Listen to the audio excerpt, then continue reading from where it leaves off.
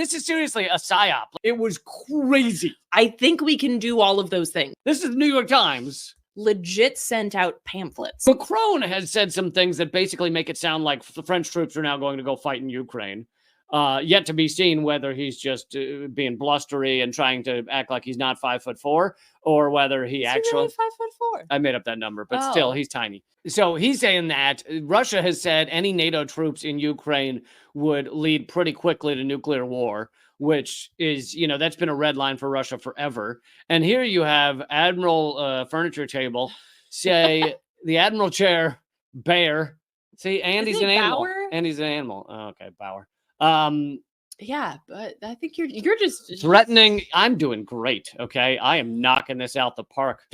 I'm the brigadier general of this table right here. So trying to scare everyone into, at least everyone in Europe, into he looks terrified, being afraid of nuclear war. You need to have water. You need to have a radio on batteries, and you need to have a flashlight on batteries to make sure that you can survive the first 36 hours. Things like that. Look, you're not going to survive the first 36 hours without a flashlight. Listen, let me tell you. You got to say hit pause if you're going to make flashlight jokes, okay?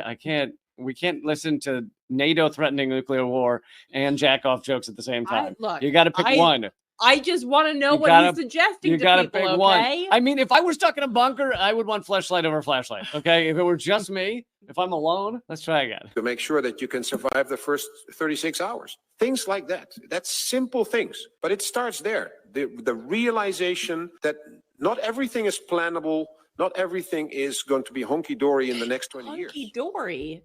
I'm not saying it is going wrong tomorrow, but we have to realize it's not a given that we are in peace. Yeah, because of you in the U.S., you asshole. And that's why we have the plans. That's why we are preparing for a conflict with Russia and the terror groups, if it comes to it. If they attack us, we're not seeking any conflict. We're not seeking any conflict. If they attack us, we have to be ready. Everybody get a flashlight, okay? Get a can of beans and be ready, because the nuclear war that we in NATO have put ourselves on the brink of could happen. The real reason this guy is saying these things, the real reason is because it is so much easier to control people when they're terrified. It is so much easier to get people to shut up if they're terrified and they're scared and they want Papa to take care of them. And that's what this stuff is for. And the U.S. did it big. I mean, we still do it today, right? We say, and even Fox News, after October 7th, Fox News was saying Hamas was on the southern border every other week. You remember that? They kept saying Hamas. It was Hezbollah. Or Hezbollah, one of them, I don't know. Look, Hamas, it's not Hamas. Let's get real. Don't be a fearmonger. It's not Hamas. It's Hezbollah. At the southern border. It's Hezbollah. Okay. Much more rational. Hezbollah is coming through the southern border. Anyway, but this is seriously a psyop. Like, this is how you keep people under control. You tell them that they might die at any moment, and you need to have a goddamn baked beans with you. This reminds me of, this is going to be like a very deep cut that probably most people have not heard of, but Lewis Black's bit about Rumsfeld and the terror. Like, remember after 9/11, it was like basically like the terror watch. Hold on, I gotta explain this to anybody who's under like 25, okay, right now. Not even like 30. Under 30. After 9/11, our government, literally, they weren't even smirking when they did it, unveiled a color-coded terrorism chart. Is it credible? Is it a credible source? That you needed to be ready for, and they put it on like orange, and if it got to mauve, then you were fucked, and if it got to magenta, then you just like, you should put your head between your knees. Like, it was literally, they came out with like color swatches, and they were like, how do you feel today? It was crazy. This is totally what that reminds me of. What's so funny is that people take this seriously. Like, they really do think, oh my God, they take it seriously, that Russia's going to invade, which I would just like to point out that Russia has not invaded a goddamn country since what do we want to, like, Peter the Great? Where are we on this? You mean outside of the Soviet bloc? You're saying outside of Ukraine. I mean, they did. But I get that we started in 2014, etc. But it is an invasion. The Soviet bloc is a little bit different than invading a country seemingly like out of nowhere. Yeah. And here's the thing. I think we can do two things at once. We can feel that Putin's an asshole, and we can feel that war is hell, and there's no such thing as a good war. and we can contextualize what's happening in Ukraine through the lens of US imperialism. Like, I think we can do all of those things. And and contextualize it. Need I remind everybody that like 2 weeks ago, even the New York Times said the CIA has been funding, arming, and training people in the forest in little CIA bases on the border of Russia in Ukraine. Like, and they said it's been there since at least 2014. This is the New York Times. Oh, but it was unprovoked. It was out of the blue. And when this General Ottoman, or whatever the hell his name is, his name's Bauer, but he is the General of Ottoman. The General of Ottoman of coffee table of wardrobe. When he says we don't want this, we're just preparing, that is legit. Like, I mean, it's basically like the US invading Iraq and being like, well, it was preemptive. Yep. Preemptive for what? No one was gonna attack you. Like, Iraq was not gonna attack you, you absolute piece of shit lunatic. So this is that same kind. It's like the continuous aggression against Russia, and then saying, we're just trying to protect ourselves.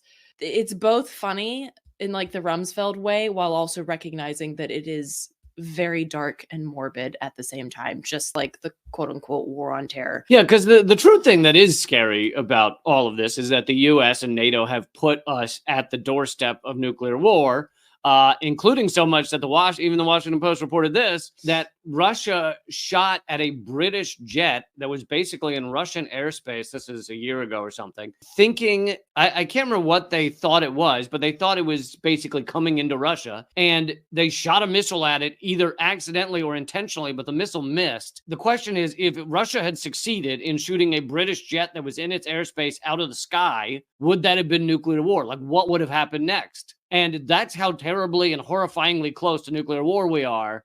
And this is because of the U.S. empire, and I'm including, Scandinavia, Britain, Europe, all of them together in that. It's because they've put us at this doorstep. They've put us at the doorstep of nuclear war. The less scary part of it, but still annoying, is that they use this to control people. Him saying that, and there's various, Russia's going to get you, Hezbollah's at the southern border of the United States. This shit is done. And this is why learning geography is so important. Because Lebanon, I don't know if you know this, Lebanon is it's right. Hold on, adjacent. It's Cabo. It's in Cabo. It's right off the coast of Madagascar, which is also right off the coast of Mexico. I don't know if you knew that. It is. It's actually. There's a bridge to Cabo. Right, and Australia's down there too. Well, and also Chinese balloons are over your head. So just be afraid and never question anything. And hopefully Mama and Papa will take care of all of us. And so just do whatever they say. I can't remember what year it was. It was like 2018 or some shit. The Swedish government legit sent out pamphlets. Spent fuck knows. I mean, how much money sending out pamphlets that said this is what you should do if Russia invades. Yep. Okay. Again. Step one was hide your vodka. Again, not going to happen, because guess what? If Russia wanted to invade, they would have done it like a long time ago, because it's like right there. Like, but there's no reason to. It's like, it's so dumb. So they sent out these pamphlets, and now everybody years ago, people were like way before the whole Ukraine thing kicked off, people were talking about what to, like in Sweden, would legitimately have conversations. Like, there were family members and, friends of the family that would come up to me and be like, look, we have to get real about Russia invading. And I'm like, no, we don't. Like, what we really need to be getting real about is how twisted and gullible Swedes are in thinking about this. Sweden was like so ripe for this, because Sweden has had a thing against Russia since like 1200. Yeah. It was so easy to reignite this kind of fear, which never really went away, right? Like, I grew up during the Cold War, the beginning of my life during the Cold War, and like there was always the Russian U-boats in the archipelago. It's like this. Just it is so fresh. I have to remind everyone, this is from 2023. The Russian spy whale is in Sweden. Oh, what a cutie! I know, what a cute Russian spy whale. There he is. They say he had a tag on him that said St. Petersburg. and he's spying on Swedes. And what do you think what do you think he reports back to the Russians? It's probably like fish. I like fish. Lots of herring. Lots of right, like in this area right here. herring, fish, eat fish.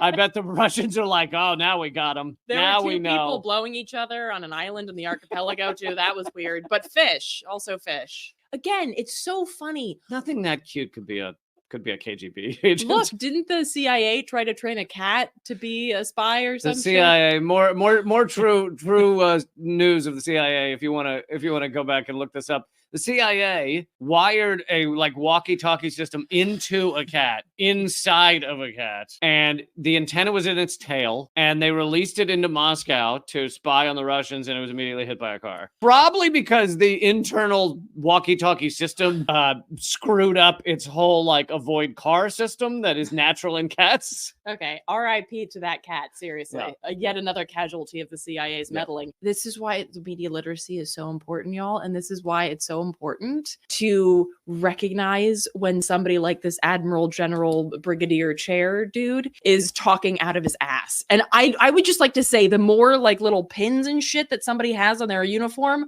probably the more shit they're stealing. True. The more flair, the more TGI Fridays flair that a guy has on his uniform, it means the less confidence he actually has in being a human being. And he puts it all in how many people he shoots or how many people he tells other people to shoot.